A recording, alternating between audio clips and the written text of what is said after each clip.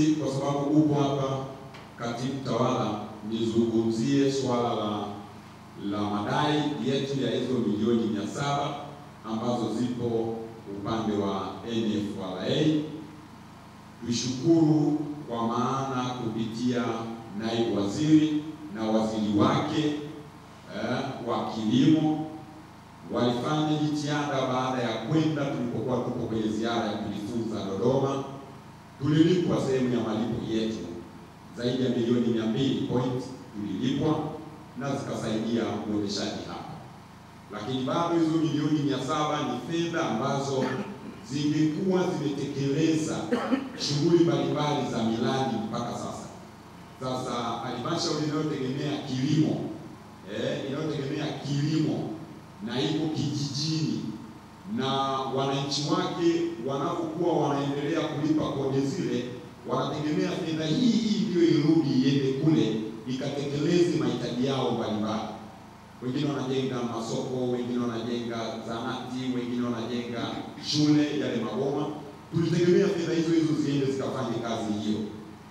Sasa fedha hiyo kukaa huko inatukwamisha, ndipo ambapo tunasema aidha pengine sisi kama halmashauri tungeweza, kama tungekuwa haijakusanywa kupitia NFRA, ina maana pato lile, sesi ile tungeweza kuipata moja kwa moja kwa wakati ule, na ingeelekezwa hata katika madai ambayo watumishi wetu tulielekezwa tunatakiwa kuwalipa. Ingekuwa ni sehemu ambayo imepatikana fedha ya kuendelea kupunguza madeni kwa watumishi wanaotudai na wazabuni. Sasa tuombe, mkurugenzi alipoenda juzi amekutana na waziri moja kwa moja, na Mheshimiwa Waziri Bashe wa kilimo akaahidi kwamba ndani ya muda mfupi wataona namna ya kutulipa fedha hiyo.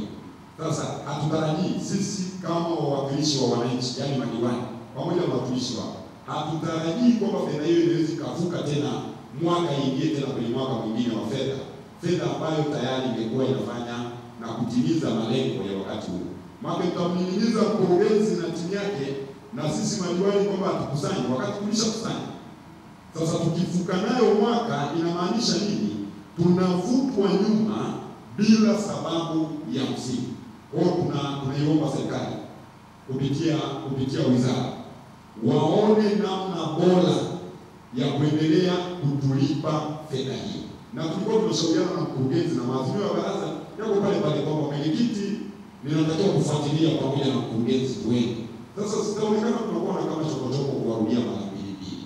Tunawaomba watulipe pesa, ili pesa iweze kurahisisha uendeshaji wa halmashauri na kulipa baadhi ya madeni ambayo halmashauri tumeyabeba.